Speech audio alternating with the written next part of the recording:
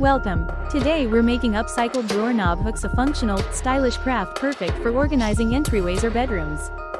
This project is creative, eco-friendly, and gives new life to old drawer knobs.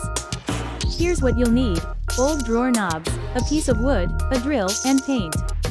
You'll also want a paintbrush, screws if needed, and wall-hanging hardware. Start by painting your piece of wood in your favorite color or finish, let it dry completely. Mark where you want each knob to go, then use a drill to make holes for the knobs. Insert and securely attach each drawer knob through the holes in the wood. Add hanging hardware to the back if you want to mount your new hook rack on a wall. Like the designs in today's project? Check out our custom-made designs just for you at our Printify store. Personalize your own gifts or decor. Start browsing now. Your upcycled drawer knob hooks are ready to organize coats, bags, jewelry, or keys. Customize with different knob styles, stenciled designs, or decorative finishes for extra flair. Upcycled drawer knob hooks are perfect for entryways, closets, or as unique handmade gifts. This DIY is budget-friendly, sustainable, and ideal for solo or group crafting.